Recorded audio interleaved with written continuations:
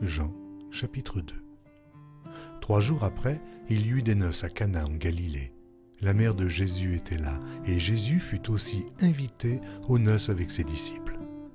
Le vin ayant manqué, la mère de Jésus lui dit « Ils n'ont plus de vin. » Jésus lui répondit « Femme, qu'y a-t-il entre moi et toi?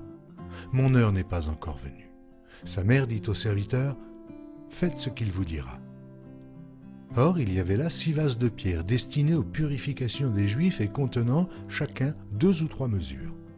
Jésus leur dit « Remplissez d'eau ces vases », et ils les remplirent jusqu'au bord. « Puisez maintenant, leur dit-il, et portez-en à l'ordonnateur du repas. » Et ils en portèrent.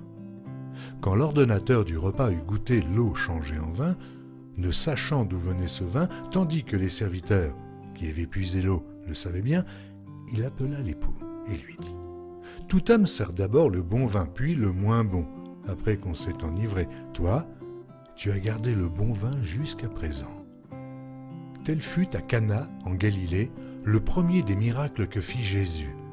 Il manifesta sa gloire et ses disciples crurent en lui. Après cela, il descendit à Capernaum avec sa mère, ses frères et ses disciples, et ils n'y demeurèrent que peu de jours. La Pâque des Juifs était proche, et Jésus monta à Jérusalem. Il trouva dans le temple les vendeurs de bœufs et de brebis, de pigeons et les changeurs assis. Ayant fait un fouet avec des cordes, il les chassa tous du temple, ainsi que les brebis et les bœufs, il dispersa la monnaie des changeurs et renversa les tables. Et il dit aux vendeurs de pigeons, « Ôtez cela d'ici, ne faites pas de la maison de mon père une maison de trafic. » Ses disciples se souvinrent qu'il est écrit, « Le zèle de ta maison me dévore. » Les Juifs, prenant la parole, lui dirent, « Quel miracle nous montres-tu pour agir de la sorte ?»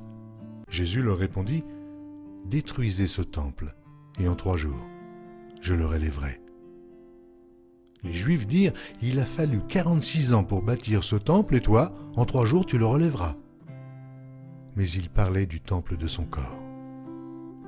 C'est pourquoi, lorsqu'il fut ressuscité des morts, ses disciples se souvinrent qu'il avait dit cela, et ils crurent à l'Écriture et à la parole que Jésus avait dite.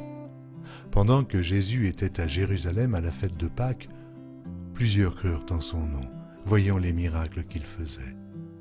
Mais Jésus ne se fiait point à eux parce qu'il les connaissait tous, et parce qu'il n'avait pas besoin qu'on lui rendît témoignage d'aucun homme, car il savait lui-même ce qui était dans l'homme.